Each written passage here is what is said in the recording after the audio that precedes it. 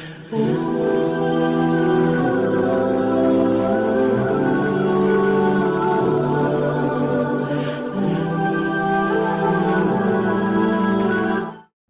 पाक फरमाती हैं, ओ मेरे नबी के गुलामों, मैंने ये रंग भी देखा है कि हुजूर ने इतना खड़े रहे, इतना क़याम किया कि मुकद्दस पैरों में वरम आ गए, सूज गए पैर। हम सैर करने गए तो थक गए, बात अलग है, लेकिन इबादत में ये भी तो मुस्लिम शरीफ है ना, ये भी तो दीन है ना, ये भी तो हुजूर की सुन्नत है, ये भी तो वो चीज है जो करीम की आंखों की ठंडक है। सैयदा फरमाती हैं पैरों में वरम आ गए, सारी रात ही हुजूर ने नमाज पढ़ी और एक ही आयत बार बार दोहराई। मस्जिद नबी में बिलाल हबशी ने फजर की अजान दे दी और हुजूर अभी मुसल्ले पे थे। करीम फारिग हुए, मैंने अर्ज की, या रसूल अल्लाह सल्लल्लाहु अलैहि वसल्लम, आपके तो सदके अल्लाह अगले पिछलों के गुनाह माफ करेगा, तो आप इतनी आहोजारी क्यों फरमाते हैं? आप तो शफी हैं, आप तो अंबिया के इमाम हैं। तो हुजूर ने फरमाया, आयशा तुमने गिनवाया है ना मेरे अल्लाह की मुझ पर कितनी रहमत है।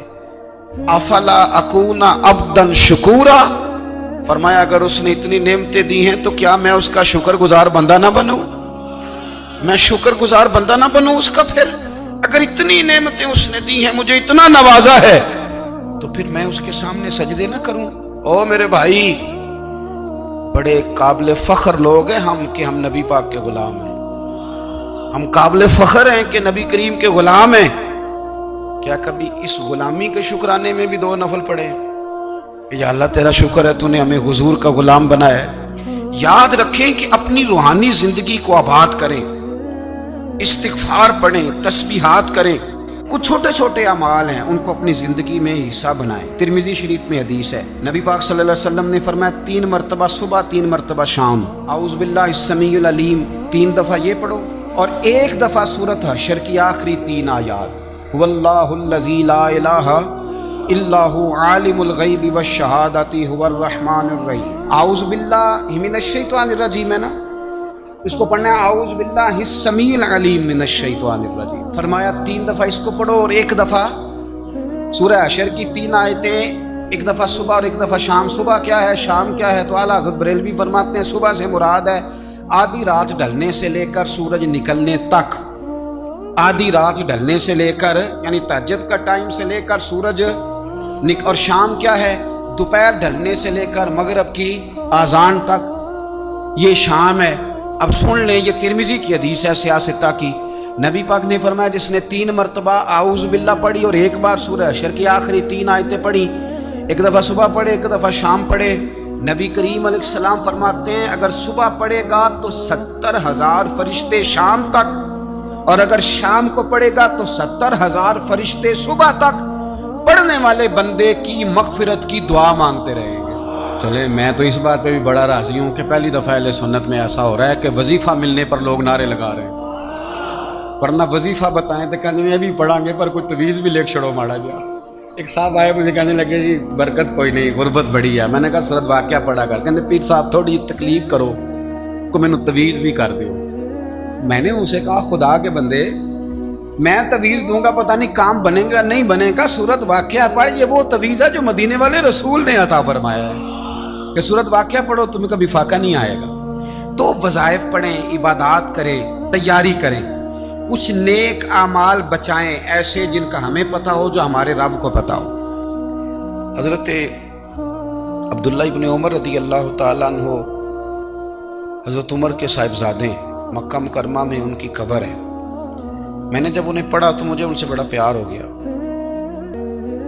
लेकिन आपको पता है वहां जाके किसी शख्स का मज़ार तलाश करना या पूछना एक मुश्किल काम होता है। तो एक दफ़ा मैं मक्का शरीफ में हाजिर था, तो एक गाड़ी वाला ड्राइवर मुझे कहने लगा कि मौलाना मैं आपको जानता हूँ, मुझे आपसे मोहब्बत है, एक बात बताऊँ आपको। मैंने कहा बताओ। कहने लगे हज़रत अब्दुल्ला इब्न उमर की कब्र देखनी है। मैंने कहा ये तू नहीं कह रहा, ये किसी ने बंदोबस्त कराया है, ये अल्लाह ने तेरे दिल में बात डाली है, ये हो गया तू ले चल मुझे। हजरत अब्दुल्ला इब्न उमर को नबी पाक ने फरमाया था राजुलुन सालिह, ये नेक बंदा है, ये मुत्तकी आदमी, حضرت عبداللہ ابن عمر رضی اللہ تعالیٰ عنہ سیدنا فاروق اعظم رضی اللہ تعالیٰ عنہ کے صاحبزادے ہیں، اور ان کی ہمشیرہ سیدہ حفصہ رضی اللہ تعالیٰ عنہ حضور کی زوجہ محترمہ ہے۔ ایک دن اپنی ہمشیرہ سے کہنے لگے کہ نبی کریم صلی اللہ تعالیٰ علیہ وسلم گھر میں آئے نا، اور اگر حضور غم امت میں پریشان نہ ہوں، طبیعت کو حشاش بشاش دیکھو، تو ذرا پوچھنا تو صحیح حضور کا میرے بارے میں کیا خیال، پوچھنا تو صحیح کہ کریم کی بارگاہ میں میرا کیا مقام ہے، میرے بارے میں حضور کیا فرماتے ہیں۔ اب بہن کو کام بتائے، اور بتائے بھی بھائی، اور پھر بہن وہ کام نہ کرے، یہ تاریخ میں ہوتا نہیں۔ حضرت عمر فاروق رضی اللہ تعالیٰ عنہ کی صاحبزادی ام المومنین رضی اللہ تعالیٰ عنہ فرماتی ہیں کہ میں تو بس منتظر تھی، انہوں نے تو کہا تھا نا کہ اگر تم حشاش بشاش دیکھو تو بات کرنا، لیکن حضور تشریف لائے، میری باری تھی، میرے گھر تشریف لائے، کھانا پیش کیا تو فوراً میں نے عرض کی حضور ایک بات پوچھنی تھی۔ حضور نے فرمایا پوچھئے۔ میں نے عرض کی حضور میرے بھائی عبداللہ ابن عمر کے بارے میں آپ کا کیا خیال ہے؟ نوجوانوں میری بات پہ غور کرنا، میرے بھائی کے بارے میں آپ کا کیا خیال ہے؟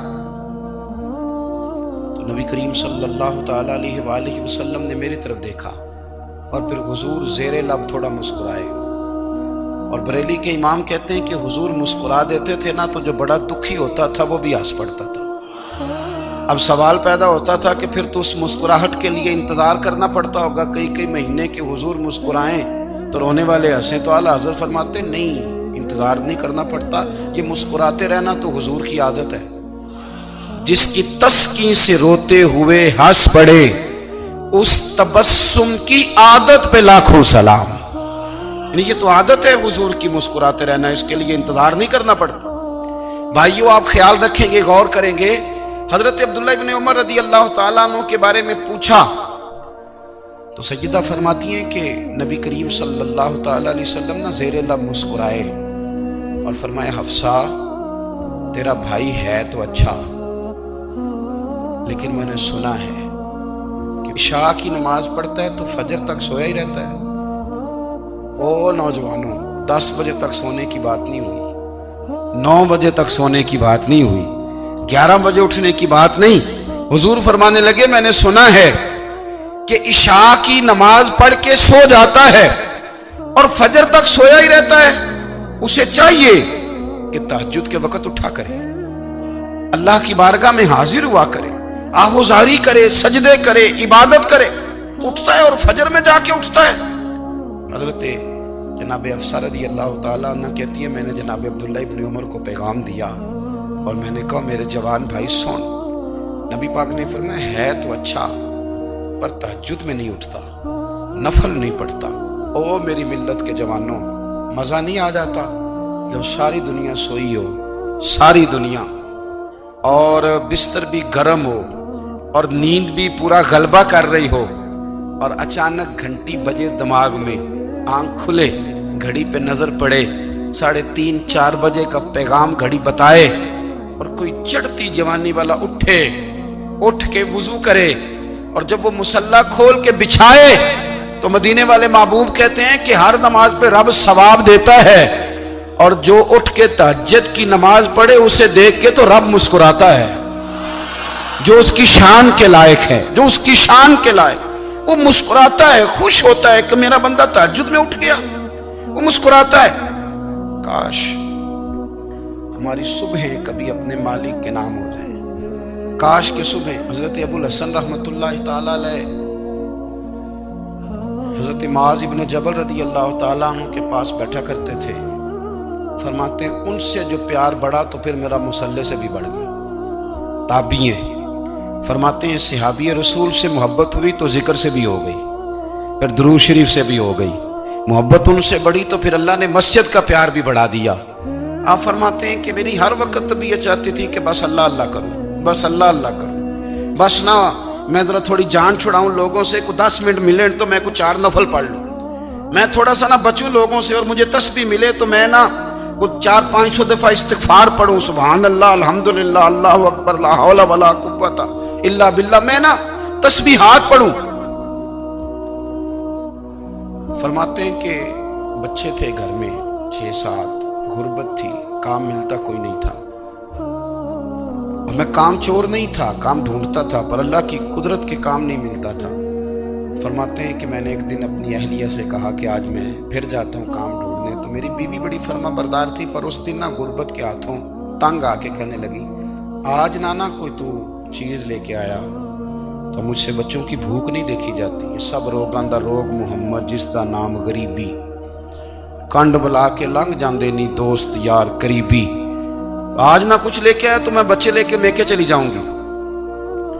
شیخ فرماتے ہیں کہ میں بڑا پریشان گھر سے نکلا، پر میں نے صبح سے لے کے زور تک کام ڈھونڈا، کام ملا کوئی نہیں۔ تو میرے دل میں خیال آیا چلو کام نہیں ملتا تو اللہ اللہ تو کرے گا، چلو بندوں کی مزدوری نہیں ملتی تو رب کریم کی عبادت ہی کرتے ہیں۔ فرماتے ہیں کہ میں نے نا فرات کے پانی سے وضو کیا، نہر کے، شدید دھوپ تھی، ساتھ ریت تھی اور ریت تپ رہی تھی، میں نے اپنا رومال وہیں مصلی کے طور پر بچھا لیا اور فرماتے ہیں کہ زور سے لے کر عصر تک نماز پڑھی، دھوپ بھی پورے زور پہ پر میرے سجدے کا ذوق بھی پورے زور پہ۔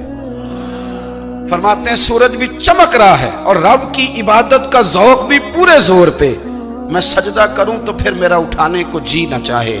میرے استاد لکھا کرتے تھے، یہ ان کا شعر ہے، وہ کہا کرتے تھے مجھے سوز دے، مجھے ساز دے اور مجھے نیم شب کا نیاز دے، دم سجدہ خود کو میں توڑ دوں، مجھے ایسا ذوق نماز دے، اور میں تیری بہار کا پھول ہوں، میں کھلا بھی ہوں تو تیرے لیے، مجھے میری شاخ سے توڑ لے، مجھے اپنی زلف کا ناز دے۔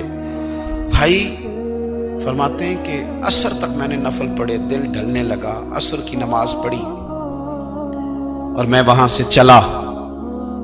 اب میں جب نکلنے لگا تو دل میں خیال آیا کہ چھوٹی چھوٹی دیواریں ہیں گھر کی، بغیر کچھ لیے جاؤں گا تو بیوی دور سے دیکھے گی تو شور کرے گی کہ پھر خالی ہاتھ آ گیا ہے۔ کہتے میں نے اپنے اسی رومال میں جس پہ میں نے نماز پڑھی تھی نا، رومال میں کی آخی دے پنجابی جو صافہ کہتے ہیں، اسی میں نا میں نے کچھ ریت بھر لی کہ وہ دور سے دیکھے گی تو سمجھے گی کچھ لے کے آیا ہے، چلو جا کے اسے بتا دوں گا کہ آج پھر مزدوری نہیں ملی۔ کہتے ہیں وہ ریت لے کر جب میں گھر میں گیا تو پہلے بیوی دروازے پہ کھڑی ہوتی تھی، پوچھتی تھی خالی ہاتھ آ گئے ہو؟ آج میں نے دیکھا تو ہے ہی کوئی نہیں۔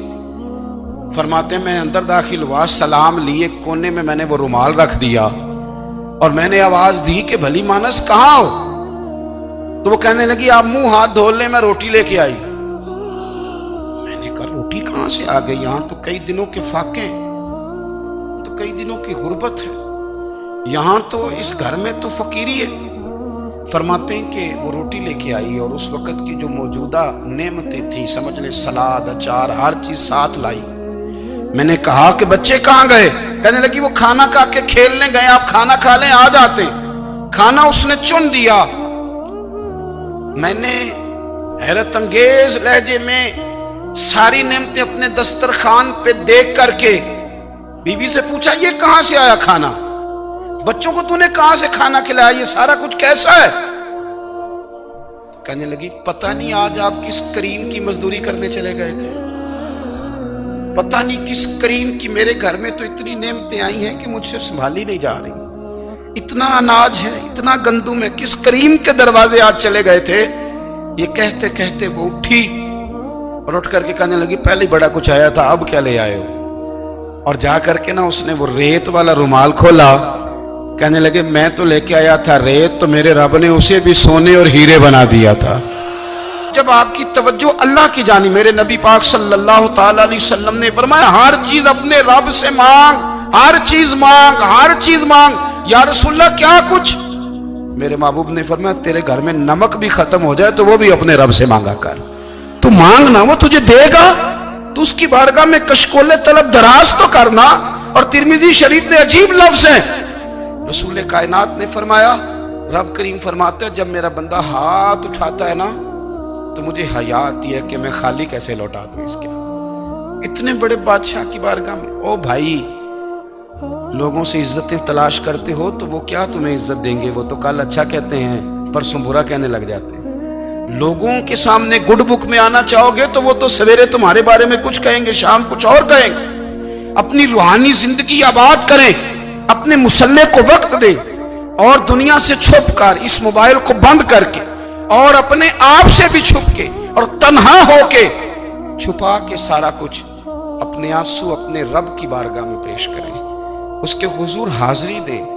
سنو نا ترمذی کی حدیث، اور اسے یاد رکھنا، نبی پاک علیہ السلام نے فرمایا اپنے دکھ لوگوں کے سامنے نہ بیان کرنا، سیٹھوں نوابوں کو نہ بتاتے پھر، دنیا داروں کے سامنے جا کے نہ رونا کہ میں تکلیف میں ہوں۔ پر میں اگر دنیا داروں کو دکھ بتاؤ گے رب تمہیں کبھی غنی نہیں کرے گا، اور لوگ ہیں کہ الٹا مذاق اڑائیں گے۔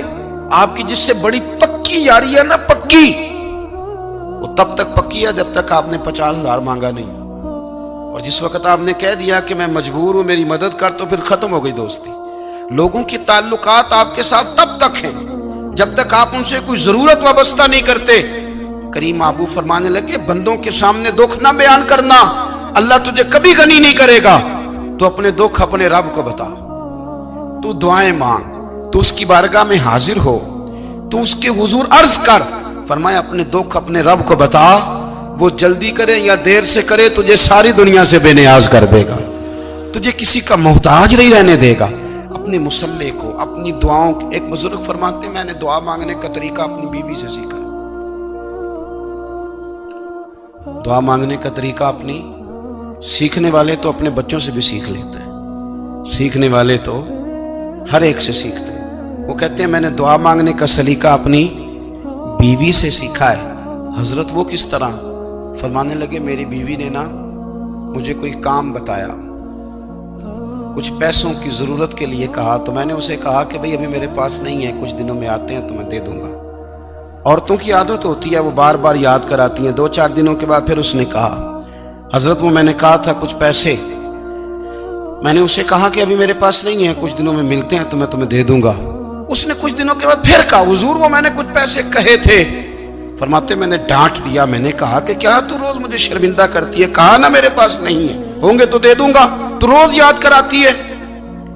فرماتے اس نے پہلے تو میری ڈانٹ کو سہا، پھر میرے سخت جملوں نے اس کی آنکھوں میں آنسو پیدا کر دیے، پھر اس نے اپنے آنچل میں اپنے اس دکھ کو سمیٹا، اور پھر اس نے ایک جملہ کہا تو میں رو پڑا، اور مجھے اپنے رب سے مانگنے کا طریقہ آ گیا۔ مجھے کہنے لگی حضرت جی آپ نے ڈانٹ دیا، میں نے سہ لیا، پر آپ ہی میرے شوہر ہیں، بتائیں نا آپ سے نہ کہوں تو میں کس سے جا کے کہوں۔ فرماتے ہیں میں رو پڑا، اور میں کھل کے رویا، اور میں تڑپ کے رویا، اور پھر میری سسکیاں بند گئیں۔ تو مجھے کہنے لگی آپ کو کیا ہوا؟ میں نے کہا مجھے بھی دعا مانگنی آ گئی ہے، جب میں اسے کہوں گا نا اللہ تو ہی میرا رب ہے، میں تجھ سے نہ کہوں تو میں کس سے جا کے کہوں؟